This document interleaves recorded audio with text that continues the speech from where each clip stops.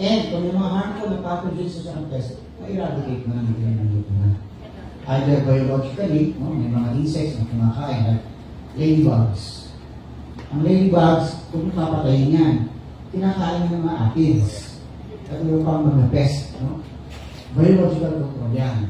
Or, yun nga, you can use natural or organic na mga repellents or insecticides. Okay? Or, in our case, nagtatanig din ako sa tabi ng citronella. Kaya nakaklan.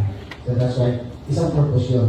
Nagkakaroon ng biofence protection yung underwood ko. Okay? Kasi may tanim ka ng insecticides. So, the land development, no, will play a major role. And if you prepare, like what I said, chances are, ano pa yung mga peste.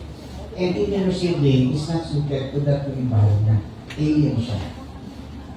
Lalabanan siya ng mga existing. Squatter siya. Hindi mo siya original doon, na resident. Diba? Okay.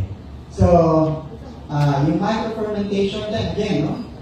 Kasi yung mga fungus o bacteria na present doon, okay, na hindi maganda, by sanitizing it, sterilizing, applying fungicides or pesticides, mawawala na sila.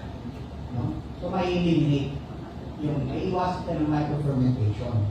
Lalo na kapag inoculate ka na.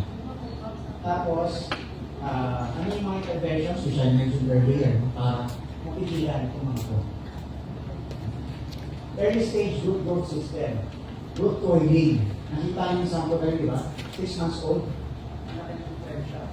Ng height niya. Kasi yung sa maliit yung coil bud. Ganun din, pag infield na. Pag pinatransplant mo na, no, sa lupa.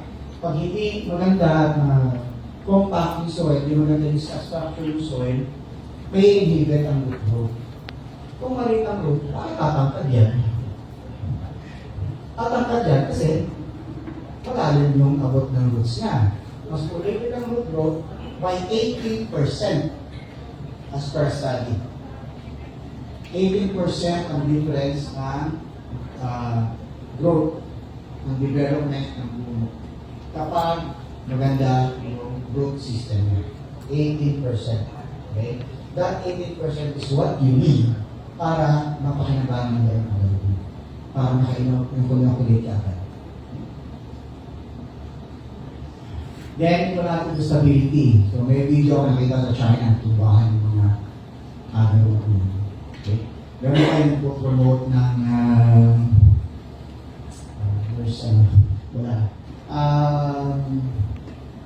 clone. Ano sa laboratory? Si ano ang ginawa sa ano? Walang taproot. Hindi. Sorry? Tissue culture, sorry. Tissue culture. So may problema pag tissue culture kasi walang taproot. Kailangan talaga supportahan mo yan.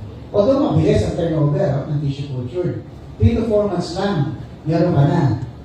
Okay? Pwede ka na yung seedlings mo. Kasi conventional seriously from the seeds, no? At least ideally 6 months. Kasi yung secondary growth ng mga roots, magde-develop yan kung initial yung seedling siya, no? On the 4th or 5th month. Kaya sabi lang sa amin, hindi ka magdi-dispatch ng seedlings kung hindi yan 5 to 6 months old. Kasi kulang pa yung growth niya. So, nagkakaroon ba ng shock sa transplanting?